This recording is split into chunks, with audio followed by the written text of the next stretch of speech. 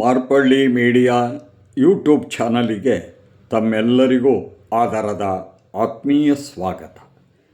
ಕಿಂ ಕಾರಣಂ ಗಿರಿಃ, ಏನು ಇದ್ದಕ್ಕಿದ್ದಂತೆ ಈ ರೀತಿ ಹೇಳಿದೆ ಅಂತ ತಾವೆಲ್ಲ ಯೋಚನೆ ಮಾಡ್ತಾ ಇರಬಹುದು.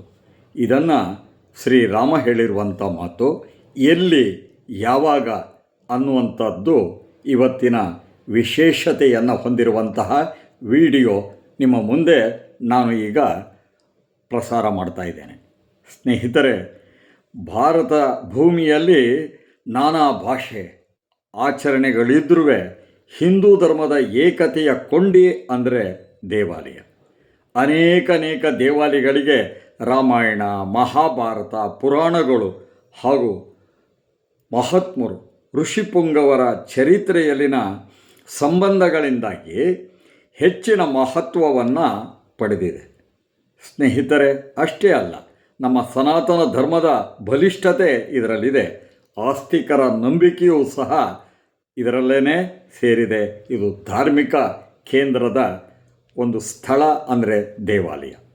ಶಿವಮೊಗ್ಗ ಜಿಲ್ಲೆಯ ಹೊಸನಗರದ ನಗರದ ಕೊಲ್ಲೂರು ಮಾರ್ಗದಲ್ಲಿ ಕಾರಣಗಿರಿಯ ಹೆದ್ದಾರಿಯ ಪಕ್ಕದಲ್ಲಿ ಪ್ರಕೃತಿಯ ಮಡಿಲಲ್ಲಿ ಬೃಹತ್ ರಾಜಗೋಪುರ ಕಾಣಿಸುವಂತಹ ಗಣಪತಿ ದೇವಾಲಯಕ್ಕೆ ಅಗಸ್ತ್ಯರ ಮತ್ತು ಶ್ರೀರಾಮಚಂದ್ರನ ಕಥೆಯ ಸಂಬಂಧ ಇದೆ. ಇಲ್ಲಿರುವಂತಹ ಸಿದ್ಧಿವಿನಾಯಕ ದೇವರು ಭಕ್ತರ ಅಭಿಷ್ಟವನ್ನು ನೆರವೇರಿಸುವ ಮಹಾಗಣಪತಿ ಎಂದು, ಸಿದ್ಧಿಗಣಪತಿ ಎಂದು ಪ್ರಖ್ಯಾತಿಯನ್ನು ಪಡೆದಿದೆ. ಇಲ್ಲಿಗೆ ಕಾರಣಗಿರಿ ಅನ್ನುವಂಥ ಹೆಸರು ಬರಲು ಈ ಶ್ರೀರಾಮಚಂದ್ರನೇ ಕಾರಣ. ಇದಕ್ಕೆ ಒಂದು ಕಥೆ ಇದೆ. ಶ್ರೀರಾಮಚಂದ್ರ ಲಕ್ಷ್ಮಣನೊಂದಿಗೆ ಸೀತೆಯ ಅನ್ವೇಷಣೆಯಲ್ಲಿ ಹೊರಟಾಗ ಅವರು ಈ ಕ್ಷೇತ್ರಕ್ಕೆ ಬರ್ತಾರೆ. ಇದೇ ಸಂದರ್ಭದಲ್ಲಿ ಉತ್ತರ ದಿಕ್ಕಿನಿಂದ ದಕ್ಷಿಣ ದಿಕ್ಕಿಗೆ ಬಂದಂತಹ ಮಹಾ ತಪಸ್ವಿಗಳಾದಂತಹ ಅಗಸ್ತ್ಯರು ಇಲ್ಲಿ ನೆಲೆಸಿದ್ದು, ಇಲ್ಲಿನ ಪುಷ್ಕರಣಿಯಲ್ಲಿ ಗಣಪತಿಯ ಚಿಕ್ಕ ಮೂರ್ತಿಯನ್ನು ಸ್ಥಾಪಿಸಿ ಭಕ್ತಿಯಿಂದ ಪೂಜೆ ಮಾಡ್ತಾ ಇರ್ತಾರೆ.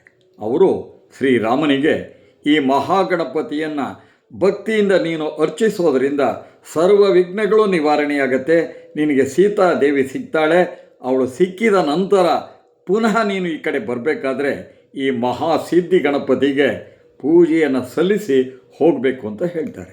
ಇದರಂತೆ ರಾಮಚಂದ್ರ ಮತ್ತು ಲಕ್ಷ್ಮಣರು ಇಲ್ಲಿರುವ ಪುಟ್ಟ ಗಣಪತಿಯ ಮೂರ್ತಿಗೆ ಪೂಜೆಯನ್ನು ಸಲ್ಲಿಸ್ತಾರೆ.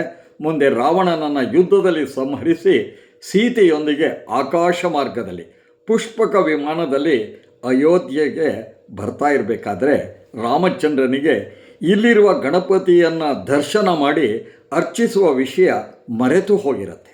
ಆಗ ಒಂದು ಬೆಟ್ಟ ಬೃಹತ್ತಾಗಿ ಬೆಳೆದು ಪುಷ್ಪಕ ವಿಮಾನವನ್ನು ತಡೆಯತ್ತೆ. ಆಗ ಶ್ರೀರಾಮ ಆಶ್ಚರ್ಯದಿಂದ ಲಕ್ಷ್ಮಣನಿಗೆ ಕಿಂ ಕಾರಣಂ ಗಿರಿಹಿ ಎಂದು ಕೇಳುತ್ತಾನೆ. ಗೊತ್ತಾಯ್ತಲ್ಲ, ಅಂದರೆ ಈ ಬೆಟ್ಟ ಅಡ್ಡವೇಕೆ ಅನ್ನುವಂಥ ಅರ್ಥ. ಆಗ ಲಕ್ಷ್ಮಣ ಹೇಳ್ತಾನೆ ರಾಮಚಂದ್ರನಿಗೆ ಅಗಸ್ತ್ಯರು ಹೇಳಿದ ಮಾತನ್ನು ನೆನಪಿಸಿ, ಅಣ್ಣ, ನಾವು ಅತ್ತಿಗೆಯೊಂದಿಗೆ ಅಯೋಧ್ಯೆಗೆ ವಾಪಸ್ ಹೋಗುವಾಗ ಮಹಾಗಣಪತಿಗೆ ಪೂಜೆ ಮಾಡ್ತೇವೆ ಅಂತ ಹೇಳಿ ತಿಳಿಸಿದ್ವು. ಆದರೆ ಅದನ್ನು ಮರೆತಿದ್ದರಿಂದ ಈ ಬೆಟ್ಟ ನಮ್ಮ ಪುಷ್ಪಕ ವಿಮಾನವನ್ನು ತಡೆದಿದೆ ಅಂತ ಹೇಳಿ ಜ್ಞಾಪಕ ಮಾಡ್ತಾನೆ. ಅದನ್ನು ಕೇಳಿದಂಥ ಶ್ರೀರಾಮಚಂದ್ರ ಸೀತಾ ಸಮೇತನಾಗಿ ಪುಷ್ಪಕ ವಿಮಾನದಿಂದ ಇಳಿದು ಇಲ್ಲಿರುವಂತಹ ಗಣಪತಿಗೆ ಭಕ್ತಿಯಿಂದ ಪೂಜೆಯನ್ನು ಸಲ್ಲಿಸ್ತಾನೆ ಅನ್ನುವಂತಹ ಕತೆ.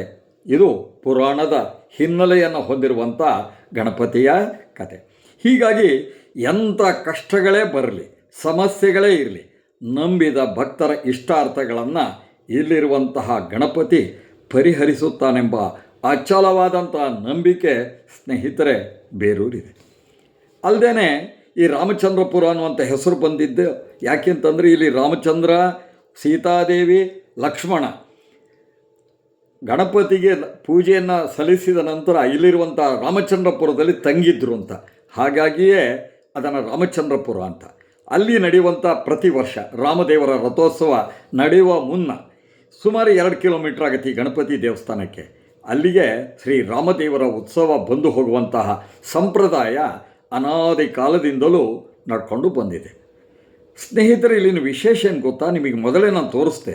ಏನು, ಗಣಪತಿಯ ದೇವಾಲಯದಲ್ಲಿ ಗಣಪತಿ ಪುಟ್ಟದಾದ್ರೂ ಹೊರಗಡೆ ಇದೆಯಲ್ಲ, ಮುಂದುಗಡೆ 108 ಅಡಿಯ ಬೃಹತ್ ರಾಜಗೋಪುರ ಇಲ್ಲಿಯ ಮುಖ್ಯ ಆಕರ್ಷಣೆಯ ಕೇಂದ್ರ ಆಗಿದೆ. ನೋಡ್ತಾ ಇದ್ದೀರಿ.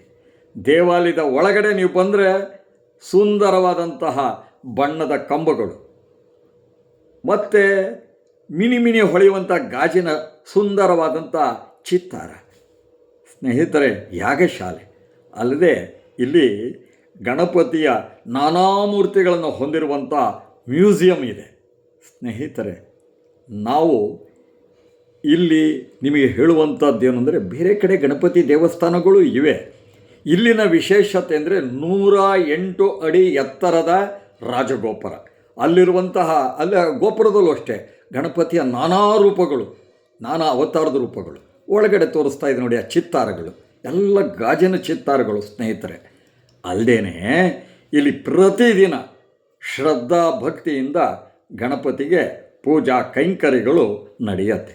ಪ್ರತಿ ಸಂಕಷ್ಟಿಯಲ್ಲಿ ಸಾಮೂಹಿಕ ಗಣಹವನದಲ್ಲಿ ಭಕ್ತರ ಸಮೂಹ ಇಲ್ಲಿ ಸೇರಿರುತ್ತೆ. ಪಕ್ಕದಲ್ಲಿ ಇರುವಂತಹ ಕಲ್ಯಾಣ ಮಂಟಪ ಇದೆ, ಅಲ್ಲಿ ಶುಭ ಸಮಾರಂಭಗಳು ನಡೆಯುವಂತಹ ವ್ಯವಸ್ಥೆ ಇದೆ. ಸುಂದರವಾಗಿ ನಿರ್ಮಾಣಗೊಂಡಂತಹ ಚಂದ್ರಶಾಲೆ ಇತ್ಯಾದಿಗಳು ಭಕ್ತರ ಮನಸ್ಸಿಗೆ ನೆಮ್ಮದಿ ಶಾಂತಿಯನ್ನು ನೀಡುವಂಥ ಸಾಂಸ್ಕೃತಿಕ ಹಾಗೂ ಧಾರ್ಮಿಕ ತಾಣವಾಗಿದೆ. ಒಳಗಡೆಯಿಂದನೇ ನೋಡಿ, ಒಳಾಂಗಣದಿಂದ ಆ ರಾಜಗೋಪುರ ಹೇಗೆ ಕಾಣಿಸ್ತಾ ಇದೆ ಅಂತ ಹೇಳಿ ಬಹಳ ವಿಶೇಷತೆ. ಸ್ನೇಹಿತರೆ, ವಿಶೇಷವಾಗಿ ಈ ರಾಜಗೋಪುರವನ್ನು ಬೆಂಗಳೂರಿನ ಹೈಕೋರ್ಟಿನ ಪ್ರಸಿದ್ಧ ವಕೀಲರಾದಂತಹ ಸನ್ಮಾನ್ಯ ಗಂಗಾಧರ ಐತಾಳ್ರವರು ಈ 108 ಅಡಿಯ ರಾಜಗೋಪುರವನ್ನು ತಮ್ಮ ಸ್ವಂತ ಖರ್ಚಿನಲ್ಲಿ ನಿರ್ಮಾಣ ಮಾಡಿದ್ದಾರೆ. ಅವರಿಗೆ ಇಲ್ಲಿರುವ ಗಣಪತಿಯ ಮೇಲಿರುವಂಥ ಅಪಾರವಾದ ನಂಬಿಕೆ ಹಾಗೂ ಆ ಧನ್ಯತಾ ಭಾವ ಇದೆಯಲ್ಲ, ಅದರ ದ್ಯೋತಕವೇ ಇದು ನೋಡಿ. ಮರದಲ್ಲಿ ಮಾಡಿರುವಂತಹ ಕೆತ್ತನೆ, ಮೊದಲೇ ಹೇಳಿದ್ನಲ್ಲ, ಆ ಸುಂದರವಾದಂತಹ ಬಣ್ಣದ ಕಂಬಗಳು, ಚಂದ್ರಶಾಲೆ ಹೇಗೆ ಕಾಣಿಸ್ತಾ ಇದೆ ನೋಡಿ. ಒಳಗಡೆ ಬಂದಾಗ ಬೇರೆ ದೇವಸ್ಥಾನಗಳಲ್ಲಿ ಕಾಣುವಂತಹ ವಿಭಿನ್ನತೆ ನಾವಿಲ್ಲಿ ನೋಡ್ತಾ ಇದ್ದೇವೆ ಸ್ನೇಹಿತರೆ. ಹಾಗೆಯೇ ಇಲ್ಲಿ ಅಕ್ಷಯ ತೃತೀಯ ದಿನ ಬೆಳ್ಳಿ ರಥೋತ್ಸವ, ಮಹಾರಥೋತ್ಸವಗಳು ನಡೆಯುತ್ತೆ. ಸ್ನೇಹಿತರೆ ನೋಡಿ, ಎಷ್ಟು ಸುಂದರವಾಗಿ ಕಾಣಿಸ್ತಾ ಇದೆ ಅಂದರೆ, ಇದನ್ನು ನೀವು ಪ್ರತ್ಯಕ್ಷವಾಗಿ ಇಲ್ಲಿ ಬಂದಾಗಲೇ ಅದರ ಸೌಂದರ್ಯ ಅರ್ಥವಾಗತ್ತೆ ಸ್ನೇಹಿತರೆ. ಈಗೊಂದು ಜಾಹೀರಾತು ಸ್ನೇಹಿತರೆ. ಕೇಶಸಿದ್ಧಿ ತೈಲ ಬಳಸ್ರಿ, ಕೇಶದ ಆರೋಗ್ಯವನ್ನು ಉಳಿಸ್ಕೊಳ್ಳಿ ಅನ್ನುವಂಥದ್ದು.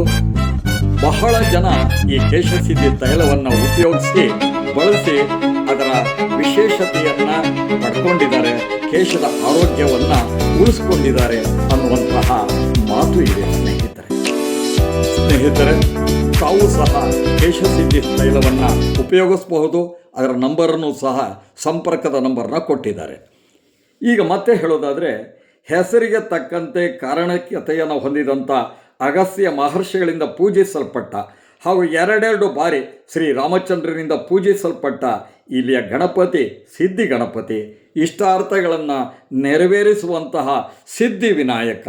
ತಾವೆಲ್ಲ ಒಮ್ಮೆ ಈ ದೇವಾಲಯಕ್ಕೆ ಬಂದು ಗಣಪತಿಯ ದರ್ಶನವನ್ನು ಮಾಡಿ ಪುನೀತರಾಗಬಹುದಾಗಿದೆ. ನಮಸ್ಕಾರ.